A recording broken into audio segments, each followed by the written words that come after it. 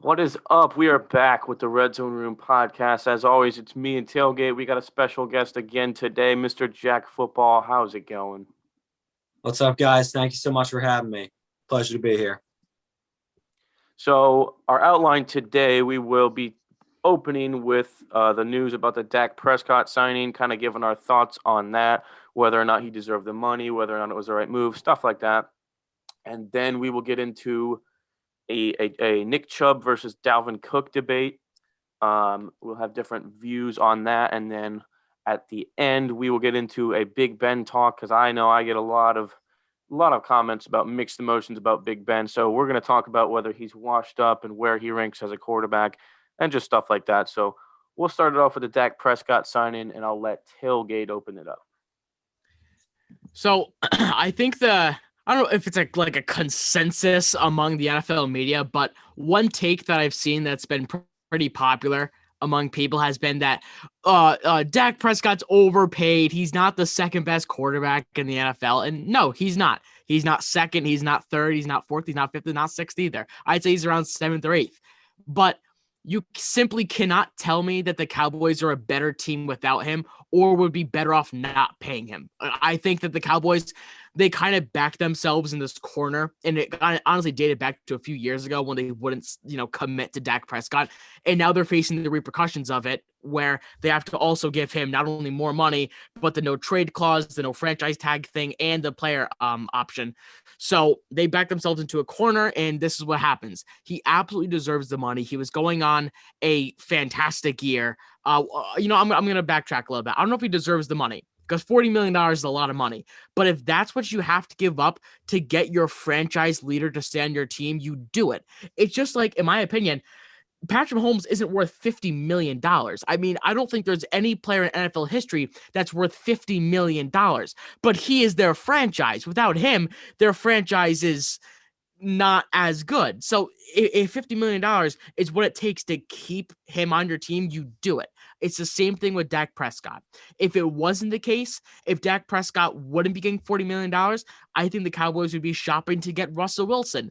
But apparently that's not a viable option because they signed Dak Prescott to $40 million. I think they had to do it. I don't see how you can let him hit the open market and be happy with yourself when you have no backup plan whatsoever. Yeah, I definitely my first thought. I mean, what else were they supposed to do? I mean, it's there's definitely a lot of positives, a lot of negatives to it. They did structure it like it was a kind of a unique structure. They got to pay him a crap ton of money the first year, but the last I think 3 years it's under 30 million. It's like 28 million a year. Um, Next year, he's making $68 million. yeah. That's crazy. So Or they 78, structured something it like that. kind of where they're going to be screwed for the next year, but after that he won't be like this crazy high paid quarterback. But they still gave him a crap ton of money. But my opinion, it obviously sucks that they had to pay him that money. But what is the most important position on the field? Quarterback. You have to pay your top 10 franchise quarterback. That's your number one priority. And the only arguments I hear is, oh, he can't win. I'm not even going to get into that. We all know if you evaluate quarterbacks off of record, you're an idiot. Watson 4-12. Should the Texans not pay him? No, getting sidetracked, but another argument is like, oh, Andy Dalton did just as good as Dak Prescott. I cannot stand that. I cannot stand when people say that because who cares? Who cares? Are you going to sit here and tell me, oh, you know what? I might take Andy Dalton for cheap. Are you going to go to a Super Bowl with Andy Dalton? No. Oh, you probably won't even Andy Dalton in the shitty defense. No, you probably won't even win that division, especially with the Giants possibly on the come up, Washington possibly on the come up.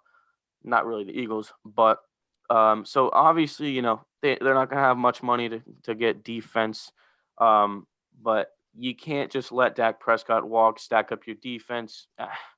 You, they had no other choice, in my opinion. And it's not about whether they overpaid him or not. It's about securing your guy. And I think it's pretty obvious that he is their guy. It's my opinion. So with Dak Prescott, just listening to this, I agree that quarterback the most important position. You got to secure the quarterback. Dak Prescott did look like a franchise guy. You have to pay him. The problem is you also have a bottom 3 defense. Defense wins championships. The line also didn't show. The line also got badly injured. But Dak went down. Team went down, right? Dak Prescott looked like the franchise guy. You have to pay him, right? But now you don't have the money to do anything else. The Cowboys have sort of screwed themselves by paying Dak Prescott. You got to pay him, but is he worth all this money? No, but you got to secure him. But you now don't have the money to do anything else. And this team does have a lot of holes, such as the defense. Like Dak Prescott, is he worth all that much? No, but you have to secure him. The team just looks so much better with Dak Prescott. Is he worth that money? No, but you need that money to go help out the defense. And now they don't have that. So it's really just the Cowboys screwing themselves. This is why I say it was an avoidable situation. There are multiple things they should have done differently. They should not have signed Zeke Elliott to a $15 million contract. That's just dumb. You don't pay running backs. It's just idiotic. Second of all, you should have paid Dak Prescott 2 years ago when he flashed signs of being a franchise quarterback, and you would have saved yourselves probably $40-50 million because he wasn't demanding $40-45 million 2 years ago. You would have saved yourself the player option and the franchise tag and the no trade clause. You would have saved yourself all of that. And and to your point, you could have used that money on the defense. Now, not only have you screwed yourself signing Zeke Elliott and screwing yourself out of paying more money for Dak Prescott, but now more to your point, you can't spend money on the defense, which is why I think the Cowboys are just stuck until some of their bad contracts like Jalen Smith and Zeke expire and they have freed up money to spend on the defense. Until then, I think you're completely right. I think they're just going to be in this recurring circle of having a good defense with a lackluster defense, or good offense with a lackluster defense, and not being and competing for a bad division and not being able to get any further than that. Yeah, I mean, I think that's why I think they structured the deal like that. Like they're going to be in the crap hole this year anyway. You can't fix up that probably bottom 5, at least bottom 10 defense. You can't just fix that up in one offseason, and they knew that. So the bottom line was to secure Dak and start working on the defense after that. And I think that's why they're paying him a crap ton of money this first year, but those next 3 years on Dak's contract, he's not crazily paid, not it's under 30 million. And they'll be able to, obviously they don't need any work on that offense. They're going to spend the whole draft on the defense if they're not idiots. I mean, they're perfect on offense almost. And I think that signing Dak, even though your defense is bad, I think there's still a possibility they can win that division because they're going to have a top 10 offense at least. And then their defense, it's not good. But when you look at the NFC East, Washington, New York, and Philadelphia, they really don't have the best offenses. And I'm not saying that Dallas is going to be able to stop them and all. But, we all know that Dallas offense is going to put up points. And I think the bottom line is there's still a pretty good possibility that they can win the division this year. But the bottom line, obviously, they were never going to be able to fix up that defense in 1 year. And that's what they'll be doing after this big year of paying Dak. But Yeah, can't really disagree with that. all right, then let's get into the Nick Chubb versus Dalvin Cook debate. Does anyone want to lead off with this? All right, I'll take it. Yeah, you go. I think Dalvin Cook is the better running back. There are a few things that go into it, but I'd say first and foremost, I like to talk all the time about how some people would like to apply the presence of offensive line to some players and then completely leave it out of discussion with other players. And I feel like this is another one of those debates where people will willingly take Nick Chubb over Dalvin Cook. Oh, he's the best pure runner in the NFL. And I'm not even opposed to that idea, but I don't think that he's better than Dalvin Cook, because one thing that really just goes under wraps in the NFL world is that Minnesota has a bottom 5 offensive line in the league. And there are, when you go by pressure rates, they're last. So I'm going to leniently say, look. It's not that bad. It's 30%, 30.2% pressure rate. It's worse in the league. That's why I'm saying bottom 5. I'm not saying the worst, but I'm saying bottom 5. I don't think I don't think you can doubt that it's at least bottom 10. it's a bad offensive line. I don't know. Well, anyway, I think so. It's bottom 10. It's not good. Cleveland is arguably number 1. Cleveland might have the best offensive line in the NFL. So I feel like years ago, people were so reluctant to say Zeke, or just last year, people were so reluctant to say, oh, Zeke's the best running back in the NFL because, oh, well, he only has the best offensive line. Well, why is it we don't apply that same logic to Nick Chubb? And then why don't we just give Dalvin Cook the edge? Because not only does he put up very similar stats, if not better stats in some departments than Nick Chubb does, but he has a receiving game, which Nick Chubb clearly doesn't have. So not only does Dalvin Cook have a worse offensive line, but he puts up similar stats and has a better receiving threat than Nick Chubb does. I don't know. It's close. I'm not gonna say, oh, it's Dalvin Cook and it's a landslide. It's not that. If you say Nick Chubb, you're not crazy. But I just think it's Dalvin Cook, in my opinion. All right, I'm gonna go back and give some stats from 2019 and 2020. To be fair, shout out to Fanalize. This is where I got this from, and this is where I got my opinion on this. But 2019, yards per attempt, Chubb 5, Dalvin Cook 4.5. Yards after contact per attempt, Chubb 3.5, Cook 2.7. Rushing yards over expected, Chubb 270, Cook 111. Fumbles, Chubb 3, Cook 4. Broken tackle percentage, Chubb 21.5, Cook 16.8%.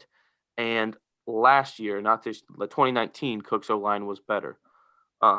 So he won every single one of those categories in 2019. 2020, yards per attempt, Chubb 5.6, Cook 5. Yards after contact per attempt, 3.7 for Nick Chubb, 2.8 for Dalvin Cook. Rushing yards over expected, 327 for Chubb, 252 for Cook. Fumbles, 1 for Chubb, 5 for Dalvin Cook. Broken tackle percentage, 25% for Nick Chubb, 19% for Dalvin Cook. And I'm not – so once again, he won all of those. I mean, you can see all the green here.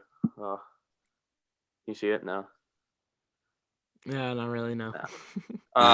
It's Chubb won every single one of those categories, except for, I will say, obviously his O-line was a lot better this year. But those are like efficiency stats where, I'm not saying, once again, obviously it's still a close debate, but I don't really understand when people say it's Dalvin Cook and it's not close, stuff like that. Nick people Chubb say that are dumb. That's just not true. And I agree with people not using offensive line for every running back, not using it fairly. And I agree with, I do think, having a receiving ability helps uplift you. But once again, like you said, people don't use that same thing to evaluate everybody. And they, Derrick Henry, nobody wants to knock on him for not having receiving ability, but they will for Chubb. My opinion. I mean, if you ask most casuals, and I'm not saying this is crazy to say, most people are going to tell you that Derrick Henry is the best running back in the league. And I would say 50% of them would harp on Nick Chubb's receiving ability and not mention it for Derrick Henry. But I definitely got Nick Chubb here. Much like Tailgate had said before, just the fact that Nick Chubb had the better offensive line this year was a big factor. Dalvin Cook with the receiving ability, I lean towards more of those dual threat running backs. And Dalvin Cook, he did look very dominant on the ground, looked dominant through the air, looked very dominant overall on his team. Very hard to stop. Nick Chubb last year had, I believe, a 7.7 rushing yards per carry. But then when his line got better in 2020, I believe that climbed up to 9.4. It does play effect, but Dalvin Cook just looked at like the way more dominant running back to me, better dual threat. It's not like it's not even close, because that's just ridiculous to say. They're both very talented running backs at what they do, but personally, I'm just rocking with Dalvin Cook. Yeah, I mean, I'm not going to try to sit here and say, "Oh, you're an idiot if you think it's Dalvin Cook." Like, it probably, probably depends on how much you value being a dual threat. But like I'll say, Cook is probably more athletic. He's a better athlete probably. But But that's all his play style. yeah, Chubb. Chubb. I think Chubb is definitely a better pure rusher. But obviously, you can uplift Cook when you throw in the receiving ability. But I will say the stats all back up Chubb. But like part of them, not all of them, is kind of helpful to have a good offensive line. But also when I was reading for 2019, like the Browns, Wyatt Teller was not a factor last year, 2 years ago, 2019. Conklin wasn't there. The Vikings had a way better offensive line last year. But all right, Yeah, I think it's close. still Very close, yeah. But I'm giving the edge to Chubb. I would love to get into some Big Ben talk. I can lead off with this one. Please. It's going to depend on how you define washed, I guess, because tailgate has a different definition than me. But the way I define washed is you're not the same. You're not as good as you used to be. And you're on the decline. Big Ben is clearly on the decline. I think even the beginning of his of the 2020 when they were 11-0, and even when they were 7-0, 8-0, he was being put in MVP talks and stuff like that. And I mean, I was sitting there like, I understand it because of the record, but when you look at the stats, I was just sitting there like, how is this guy an MVP candidate? The only thing he has is yards and touchdowns, which in my opinion, that's definitely not what you evaluate quarterbacks on. They play a small part. And record, which once again, it's a team stat, clearly, in my opinion. But I still think people put him too high on the rankings. I think most people have him like right close to the top 15. I'm sure Steelers fans have him higher. But I think he's like barely top 20. And there's a lot of quarterbacks that I would say had a better year than him. Like Ryan Fitzpatrick. I'm not saying Ryan Fitzpatrick is a way better quarterback. He had a better I year. love Fitzpatrick. Who doesn't love Fitzpatrick? Who How doesn't? could you not? I need to cop his jersey. Yeah. Oh, that's He has perfect. been on so many teams. Because I've seen these like really dope Dolphins jerseys on like Chinese websites, and I don't really like anyone off the Dolphins. Like I didn't know who. I totally forgot about Fitzpatrick. I was about to get a 201. I'm gonna count that. All right, but Big Yeah. Ben, 65.6 completion percentage, 20th in the league, 6.3 yards per attempt, 30th in the league. That was bad. 11 interceptions, tied for the fifth most. Quarterback rating 60.1, which is 22nd in the league. Passer rating 94, 19th in the league. EPA 76, 16th in the league. And most of my opinion on like overrated, underrated, how you're rated, I guess. A lot of that's formed off of reading TikTok comments and posts and stuff. The only defense that people have for Big Ben, there's two things. First of all, look at his yards and touchdowns. Touchdowns 33, tied for seventh most. I'll give that one to him. That was the one stat that he was efficient and good in this year. And the other one, which yards, which people always want to say, he had 3,800, which was outside of the top 15. He was 16th in that. But once again, I'm not going to act like I value yards because you shouldn't. But I'm just saying people try to use it as an argument. But Matt Ryan's top 5 in passing yards, like literally probably every year, and Phillip Rivers was top 10 passing yards. They're stupid. Phillip Rivers is not a top 10 quarterback. Simple as that.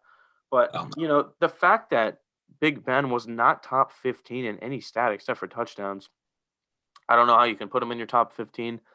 But basically using all these stats, it's clear that he doesn't have the deep ball, which is why me and Tailgate talked about Chase Claypool's catch percentage. He had a couple drops, but it was extra low because Big Ben, Chase Claypool's a deep ball guy. Big Ben struggled to get deep balls this year. His arm's not the same. I know he's coming off the elbow injury, and I'll cut him a little slack there. The other thing that Steelers fans like to say is his situation, which it's not the most ideal situation, but it's not a Carson Wentz situation. It's not I'll even say Daniel Jones. I don't know how it's not ideal. I mean, I know the offensive coordinator is not the best. But he has a great offensive line, and he has Eric Ebron, Chase Claypool, Deontay Johnson, Juju. I mean, what's not to like? Well, that's what I was going to say. I'm not going to, you can't call it a good situation or anything because, yeah, I mean, his OC was pretty bad. He ended up having to call plays against the Colts. And he didn't have a run game to help him out. He had the worst run game in the league. But he had a good pass blocking O-line. The Steelers' pass blocking O-line was great. I didn't even mention how he is not mobile at all. And I don't have the sack stats in front of me, but I'm sure he was not sacked as much as a lot of people. So he has a good pass blocking O-line. And here's another thing: when it's definitely the young Steelers fans, but when they're His talking sack percentage was the lowest of his career. 2.1. Lowest sack percentage of any quarterback in the NFL this year. Oh man. Oh man. I'm telling you, that's why I'm saying, dude, he had a great not all right. I don't know about great. See, it's tough because it depends on how much you value offensive coordinators. Like, I think they play a part, but I think when it's all said and done, I think the skill of the players takes precedent over anything. So terrible situation, my ass. Like yeah, I agree. you have to dig so deep to find excuses for Big Ben. Like we're talking like offensive coordinator, sure. But great pass blocking O-line, didn't have a run game. And here's what I was gonna say. These Steelers fans, man, they're gonna say they always say, "Oh, Big Ben's receivers are terrible. They always drop the ball." But then when you're making a top 10 wide receiver core duo, they always get all pissed off that the Steelers core isn't Well, on there. 440, you can't go off of just one fan base. I mean, you got to go off of more than just the fans of the player. I'm using Steelers fans because I have about thousands of Steelers fans in my comments that just piss me off. Yeah, but you gotta value you gotta figure out your opinion of Big Ben over just one fan base. So what do you mean? I mean, like, look at the entire washed? NFL rather than one. Like, if you look at just Bills fans, I bet Bills fans think that Josh Allen's better than Deshaun Watson. Well, yeah, because they're all Bill fans. I don't get what you're trying to say. I'm saying that, yeah, all Steelers fans do think that Big Ben is this god, so of course he's going to be overrated when you're just looking at one sample of a biased fan base. My point wasn't that he was overrated, it's that he's washed. He's only overrated by Steelers fans. I know that. Nobody else overrates him. I guess by your metric, by your definition of washed, I think he's washed. Because I think, and by your definition, it's saying that he's had a decline. And I think it's evident he has in some departments. In some, he's actually right on par with his career average. But for all intents and purposes, yes, he has declined, both using your eyes and just statistically, he has declined. With that being said, though, and I don't know if we have the same answer on this. I'm pretty sure we do. I still think he deserves to be a starter in the NFL. I don't think you can tell me there are 32 quarterbacks who are better than Ben Roethlisberger and who you'd rather have at quarterback. Now, for a franchise, obviously he's like 3,800 years old. I get that. I'm just saying for like 1 year or one game, you can't tell me there are 32 quarterbacks you'd rather have than Ben Roethlisberger. Regardless of if you think he's washed or what definition you think washed means, he's not worse than 32 quarterbacks. He's not. You said it yourself. He's debatably a top 20 quarterback. I think he is top 20. I put him right about 18 or 19. I have to make a list, but I put him right around 18 or 19. From what I'm going with 440's definition of wash, that you're just declining, right? In the beginning of the year, he had passer rating stats like 125.4, 101.3. It goes from 125.4 to 100.9 to 67.4. It gets back up to the 100s, 110.1 to 89.7 to 81.0, back up to 82.7, 65.9, 62.4. It just keeps declining. From the Washington game to the playoff game, he threw, I believe, 8 interceptions, if that's right. I think 8 picks. That's totally the definition of just declining. Like, he wasn't like Big Ben in the beginning of the year. It's totally just declining. That's almost as bad as Daniel Jones. Totally. But we're not arguing like Big Ben, Daniel Jones. Big Ben, totally. Oh, yeah. But Big Ben just seemed to me like he was declining. And by that, I just think he's washed. He just wasn't the quarterback that he was at the beginning of the year. Like, he had the weapons like Juju, Deontay Johnson, Ebron. He had the line. Like, like 440 said, you have to dig deep to find that excuse for Big Ben. To me, also the no mobility, but he just kept declining. He had the perfect situation, not perfect, but a relatively good situation. He just kept declining, and eventually it just became a liability for the team. Yeah, like I'd say my definition of washed is probably like you don't deserve to be a starter in the NFL. So by that metric, I don't think he's washed. But Then by no, 440s, I think he is. totally. Yeah.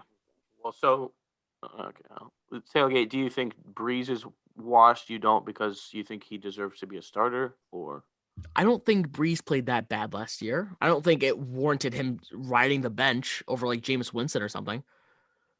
Like yeah? Breeze, I'm gonna pull up the stats right now. I don't want to just talk out of my ass and not back it up with I anything. mean, my 70.5% bottom line was completion percentage, well, 7.5 yards that's per a attempt, strength. 24 touchdowns, 6 picks. I don't see what's so bad about that at all. It's 12 games. He didn't even play a full 16 game season. Um, I think he played fine. I think he actually had a pretty solid year, and I don't know. Like he didn't have what's his face, Michael Thomas for more than half the season. The majority of the year didn't have Michael Thomas. He was thrown to a 34-year-old Manny Sanders, 38-year-old Jared Cook. He had Kamara, Latavius Murray in the backfield. I mean, like he really didn't have a great situation last year, and he still managed to have 24 touchdowns, 106 rating, 70.5% completion percentage. Had for what it's worth, 93 record. Like I just no, I honestly I don't even think he's washed by your metrics. I don't think he's washed. The bottom line, he was a top 5 quarterback the year before, and I don't think he was a top 15 quarterback this year. You think he was top 5 last year? Oh, clearly, Okay. everyone before. Oh, Yeah. Help me out. Yeah, everyone before the year had him in the top 5. Definitely. Yeah, I think I He had. fell. Yeah, I think I have He fell next. into the top 15, and do you? Because I think he was not. I wouldn't define it as completely washed, but he's clearly on the decline, and I don't think he should come back next year. So by that, I think he's washed. But would you take would you take him at starter, or would you have like Taysom Hill or Jameis Winston at the starter? I mean, Like to me, Come on, he's dude. he's not by no means. I don't think he's terrible, but like it's Jameis Winston, right? It's Taysom. Yeah, I'm not trying to like overrate Winston or Taysom. I just think that if Breeze comes back, he's not going to be. You watch the games, dude. You watch the games where Drew Brees was at quarterback or where Taysom Hill was at quarterback. There was a noticeable difference. Noticeable. I'm not saying that Winston and Taysom Hill are better. Okay, I'm just saying. I'm just saying I think he's obviously not the same. And if he comes back next year, he's not going to be a top 15 quarterback. And I don't think that the Saints are. But you also need to realize he didn't have Michael Thomas this year. He did last year. I don't know why you're acting like his situation was so terrible though. Like I'm not. Obviously, it hurts that he didn't have Michael Thomas. He still had him for probably 5 or 6 games, and he did play injured. I'm not going to say he's. The injury has no effect because he fully healthy. He played like 3 games. Yeah, a sixth of the year. Bottom line, he's not the same, and that's what I think. Why? Yeah, he's not the same. I mean, I guess you could say the same thing about Tom Brady. Like, yeah, he threw 48 touchdowns and 5 picks one year. He's not the same to that. Like, I don't know. Maybe Brady's not the best example. I'm trying to think of another example. Yeah, he is not taking a step back. Yeah, I don't know. I'm trying to give me a second. I gotta think. But like, Rivers. Yeah, great example. Look at Rivers. Like, actually, I kind of forgot lost my train of thought. I'll revert back to what I was saying. Drew Brees didn't have a bad year. Was it worse than his, Pro Bowl 2019 year where he had the best receiver in the NFL? Yes. But again, he had a 34-year-old Emmanuel Sanders. He had Traquan Smith, Jared Cook. I mean, these are guys who would be 3rd, 4th strings on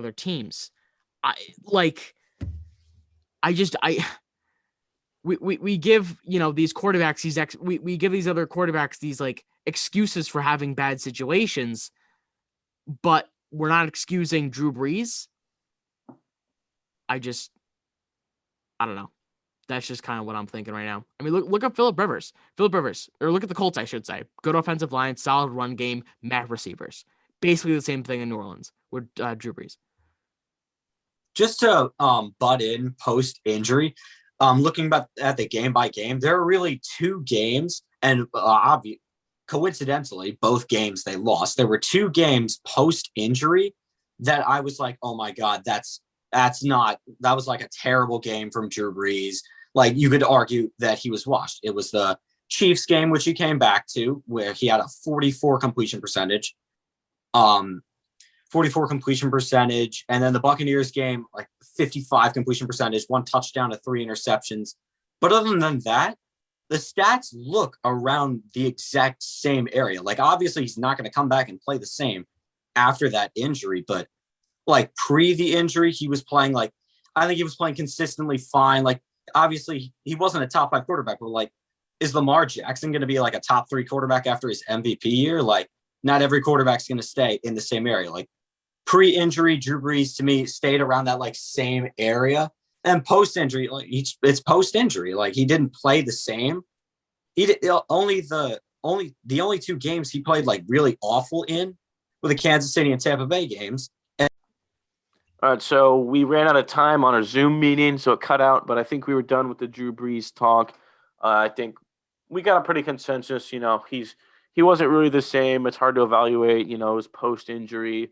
I was not trying to say he was as washed as Big Ben at all. But let's get into we have Mr. Jack Football on here. We gotta talk some Daniel Jones.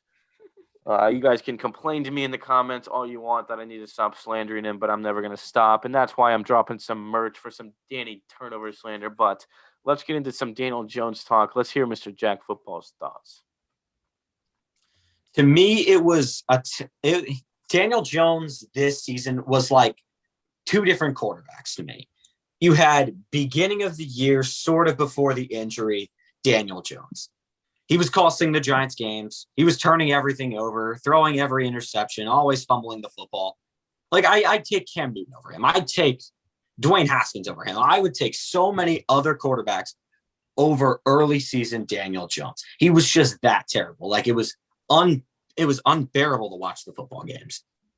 But then there just seemed like something changed in like weeks 15, 16, 17, or the later portions of the year. Daniel Jones he seemed a little more careful with the football. He seemed like he was able to throw the football away from, like, he was unable to throw the football away in the beginning of the year. He actually started doing it the later portion of the year. With Daniel Jones as well, he also leads the league in, I think, passer rating on the deep ball, 20-plus yard passes. He leads the league in that. I think that's just crazy. And then another stat I found in the Cowboys game, it was snapped. Of course, Jones threw the ball at Evan Ingram, went right through his hands, tipped and picked because Evan Ingram sucks, but that's a story for another day. But at the time, he had the longest active streak of pass attempts without an interception. To me, that stat alone just shows how much, like, he went from, in the beginning of the year, just a liability, let's draft a quarterback, to like somewhat serviceable in a way. Like, he didn't suck. He didn't play awesome. Like, I can still say he's probably bottom 5, but I wouldn't say he like the worst quarterback in the league anymore, like he was in the beginning of the year. Like, something just seemed to change. Not for the crazy good, because he's still bottom 5, but he seemed to look way better at the end of the year. And I did see signs of progression. Not crazy, but if he can keep that up for next year, hopefully he can do something. So I guess not to directly refute what you're saying, because you're saying he's a bottom 5 quarterback, and I think that, like, I don't even think he's the worst in the NFL, contrary to what 440 says. I do think he is bottom 5. My whole thing with Daniel Jones, and obviously you're not the only one who says this, every single person who backs up Daniel Jones or excuses him in some sort of way uses this thing. Well, towards the end of the year, he cut down on the turnovers. And yes, he did do that. But I feel like that would only be a relevant point. Barely. Even then, he really didn't. Like all that much. He cut down on the turnovers, even though he had 6 fumbles, but he only lost 1. Like yes, he did have. He cut down on like the interceptions. The fumbling problem was still there. I think he did cut down on the interceptions a lot, though. Yeah, he had 7 potential giveaways in 6 games. I would not necessarily say that that's great, but so here's my point. Let's say that perfect example, Jameis Winston, right? Let's say Jameis Winston, if you take the interceptions away, he's a top 10 quarterback, right? James with 5,000 yards. Say what you want about yards, but I think 5,000 is kind of an outlier. 5,000 yards, 33 touchdowns. I mean, the guy was great when you take the interceptions away. If Jameis Winston cut down on the interceptions, that's a big deal, right? Daniel Jones, let's say for all intents and purposes, he cuts down on the turnovers. For all intents and purposes, he kind of did, because although he did have 7 fumbles or 6 fumbles, he only lost 1 of them or 2 of them. So let's say he did, right? Well, the guy still had a 62.5% completion percentage. He still had worse than Big Ben. 6.6 yards per attempt. He still only had 11 total passing touchdowns on the season, 2,900 passing yards, an 80 rating, and a 61.5 QBR. So I'll go back to what I said. If Daniel Jones was putting up Jameis Winston-esque numbers, and then over let's say the first half of the year he had 15 picks, second half of the year had 2 picks, but he still put up like 5,000 yards, 33 touchdowns, all that good stuff. Great. He really did cut down on the biggest problem of his game. I'm going to be honest. In turnovers with Danny turnovers is not like this outlier biggest problem for him. It is a big problem, but it's not his biggest problem. The biggest problem is his lack of pocket presence. His completion percentage. Terrible. His ability to, oh my God, what's the word?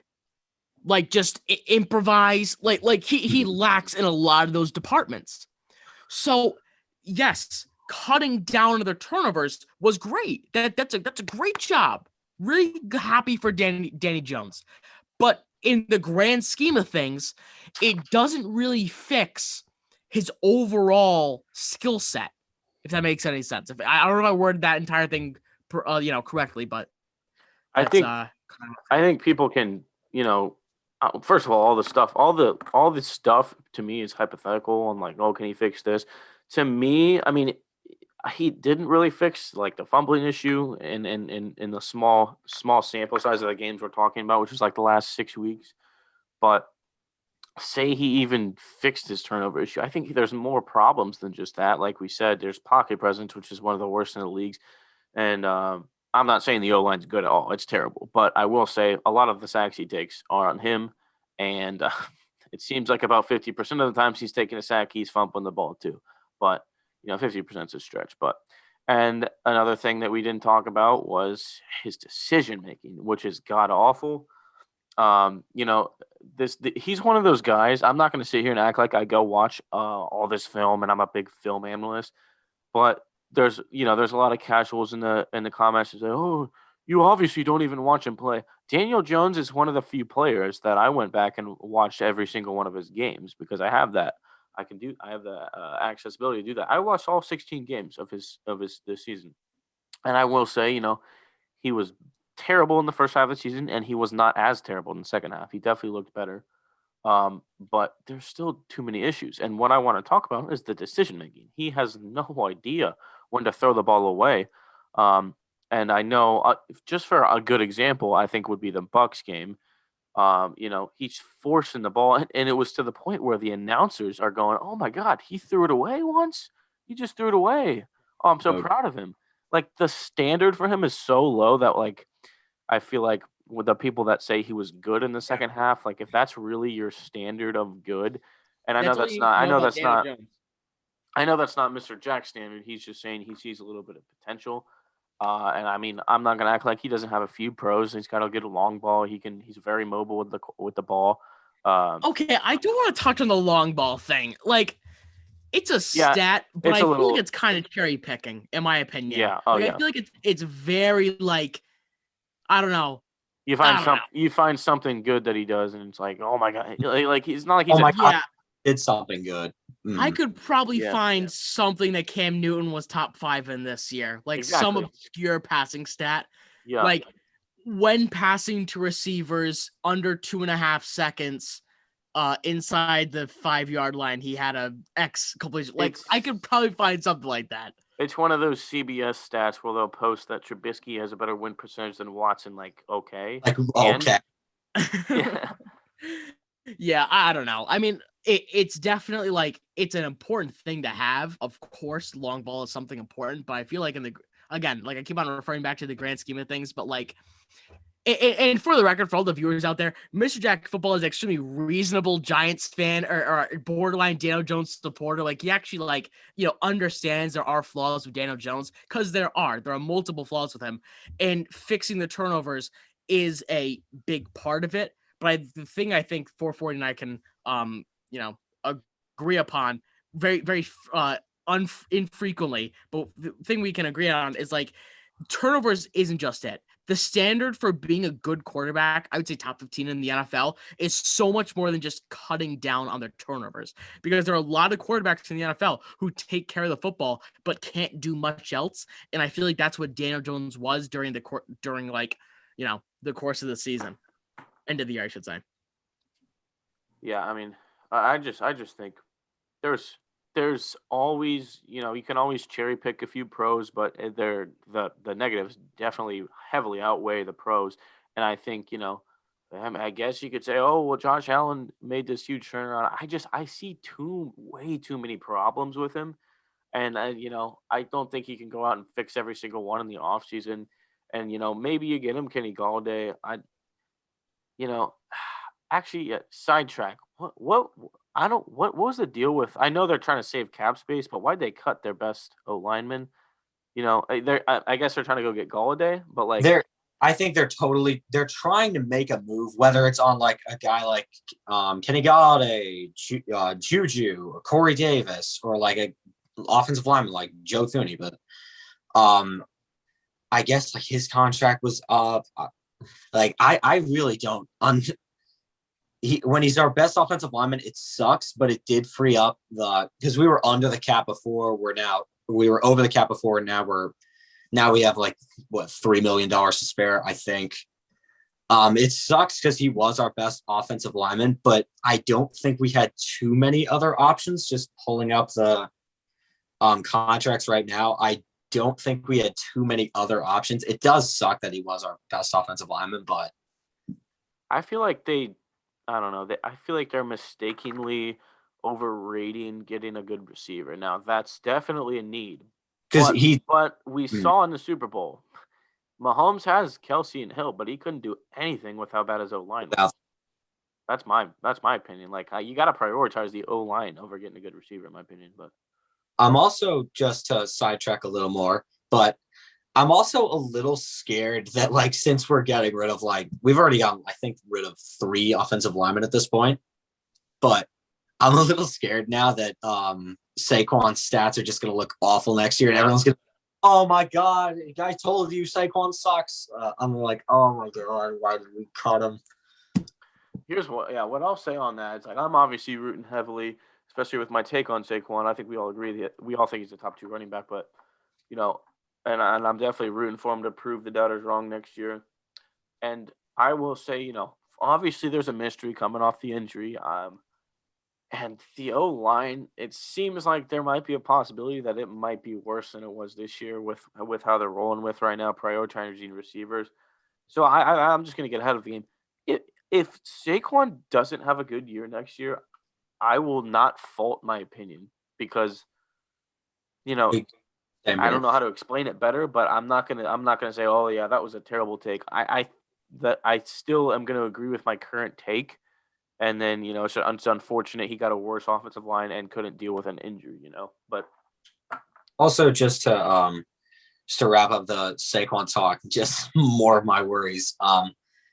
I saw an article saying that Gettleman hasn't done the 5th-year option yet for Saquon Barkley. He's like, I want to see results from Saquon. And I'm like, oh my, well, you're getting rid of the offensive lineman. I mean, like, that's not too good. Do you think he warranted the second pick of the draft? no. No. And it's not because of his talent or as a prospect or anything. It's just because of his position. You can't take running backs that high. Yeah, I don't think you should take a running back any higher than like 25. He's like Unless I'm still like whether that was the right pick to this day, because I feel like because Barkley in my mind was the most talented back in that class. Like CMC, like you could say he's the best. Well, like talent wise, I think Saquon was the best in that draft. I think like, oh my God, Saquon, we got to get him. We also needed a running back then, but like, I guess I don't think we was ready for like to move on from Eli Manning yet at that point, or they weren't ready to. So like we weren't going to take a quarterback. I wouldn't think. And then we needed help at the offensive tackle spot. We didn't need help at the guard spot, and everyone's like, "Oh, get Quentin Nelson. You should have gotten Quentin Nelson. He's a guard. He doesn't play tackle. Like we don't know how great he would play if we moved him to tackle." But like, I'm still contemplating whether that was the right move or not. I don't know. I think you should not spend the second pick of a draft on the position that has the shortest shelf life. Just, I don't know. I put a video out today. I just don't get it. Like they did a redraft, like some Instagram page did a redraft and they put him at 5. I'm like, I don't care how talented he is. It's still a running back. It's the one position in the entire sport that is completely. And as long as your line is like, okay, or like they're still it's not like I think it's about like 70 to 75% dependent on how good your offensive line is. Like in more cases than not, if you don't have a good offensive line, you're probably not going to be a very good running back in the NFL. Mm-hmm. Yep. That's just so nothing. Yeah. And I mean, like nothing against Saquon, but because I love Saquon. I think he's a top 2 running back in the league, but like it wasn't a good draft pick, not because of his talent, not because of his prospect, but if you would have, worked on your offensive line, I'll use the Super Bowl as an example again, but if you would have worked on your offensive line, and prioritized that over getting a good running back, I think you could have a successful run game this year with Wayne Gallman at running back. And not to say he even compares to Saquon Barkley, but if you have a good O-line, you're going to have a good run game most likely. So, and I think honestly, I think the Giants are in a very similar situation to the Colts in a way, in a sense where, the Colts, I don't know, in 440, you can kind of shed some light on this. I don't think they really had like a bad offensive line since Peyton Manning. Like I think since the Andrew Luck days, they've had a. Huh? Am I wrong about that? You say since Peyton? Like after Peyton Manning, because they had awful offensive lines with Peyton. But like after Peyton Manning. No, we had a terrible offensive line when we had Luck. That's Really? why he retired, because he was injuries every year as a lacerated kidney, just getting killed. Because our offensive line was bottom 3 in the league for years, and I didn't even know that. We had Ryan Grigson at GM who got fired. He was a terrible GM. Drafted Bjorn Werner in the first round. He was a worse drafting GM, worse decision-making GM. Everybody hated him. Pat McAfee, when he got fired, Pat McAfee tweeted out, "Thank God he was terrible." And damn. Yeah, no, but it was probably a 5 or 6 year stretch with Andrew Luck. I can't even imagine if he had a good O-line because it was terrible. And it wasn't. So I feel like that actually goes to my point even more if I'm thinking about it. So I feel like in a way, the Colts and the Giants, they both had solid. They have solid defenses. Obviously, I think the Colts is probably a little bit better than the Giants are. I feel like there are 2 teams that I think the Colts right now are just a better a much better version than the Giants are, because I feel like both offenses don't really have that great of receivers, more outside the numbers, if anything. and are more run-heavy teams. Both have question marks at quarterback. I'm sorry for 40. Carson Wentz is a big question mark. And obviously Daniel Jones is a big question mark too. Defenses are on the up and up. I think that both of them can hit a home run if they land a big name receiver, more so the Colts, because that'll put them in not Super Bowl contention, because that's entirely dependent on how Carson Wentz performs. Even if he does perform, what he was, I don't know if that even puts him in a Super Bowl conversation. Probably does. But more so for the Colts. But like if the Giants are able to land a Kenny Golladay or something, I just don't think that's the right choice for them. I really don't, because I feel like what the Giants really need right now, and obviously Jack, you know more than I do. But I feel like the only reason they should land a big name receiver is if they feel they can really contend. I feel like right now, what is best what would be like in their best interest is to try to just build a formidable offensive line, give Daniel Jones some sort of confidence, see if he's the real deal, and then go out, spend a draft pick on Jalen Waddle or Jamar Chase or some of those guys, and have them for this foreseeable future under a small contract, so that you're not constraining yourself to this monstrous contract, because damn well Allen Robinson and Chris Godwin both got franchise tag, which means that somebody is going to break a $20 million bank for Kenny Golladay. He's the top free agent. He's the wide receiver. He's the top dog. So teams who are in need of wide receiver, they're going to have to pay a lot of money to get him. So I feel like if you're the Giants and you aren't in the best cap space, obviously by cutting your best offensive lineman, you just got onto the green side. It's in your best interest to build back the offensive line, try to build a top 10 defense if you can, see if you can get something out of Daniel Jones. Put yourself in a similar position to the Colts, where you have a solid financial situation, you have a good offensive line, your defense is good enough to win you playoff games. And you figure out whether your quarterback is the answer or not. If Daniel Jones sucks like we all think he is, then great. You finally have that answer. You can either sign your veteran guy, or you can go out in the draft and get your new one, and that's when you can spend the money on a receiver. That's what I would do if I was the GM of the Colts. I just feel like spending the money on a big money receiver would just like minimize your ability to expand much more in any other direction, because I feel like the Giants, kind of like Daniel Jones' interception problem, the Giants have so many more problems than just wide receiver. I don't know. That's kind of what I think. Just I'm hoping that we have some plan for the offensive line. I think their thought process is, we don't have many weapons with DJ. If we give him a good weapon, maybe his numbers will go up. But I'm praying that we have some kind of plan for the offensive line.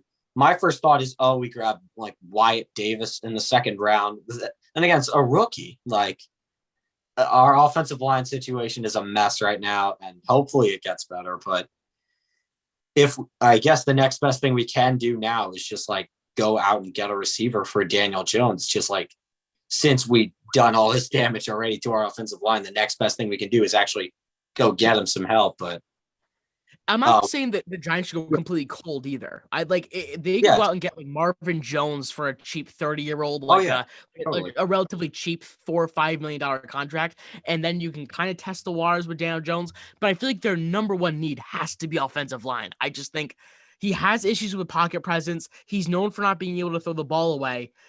Most of his problems happen when he has pressure. You got the fumbling problem, you have the decision-making problem, you have the pocket presence problem. That all stems from having a poor offensive line. If you get him an offensive line, maybe some of those things get fixed.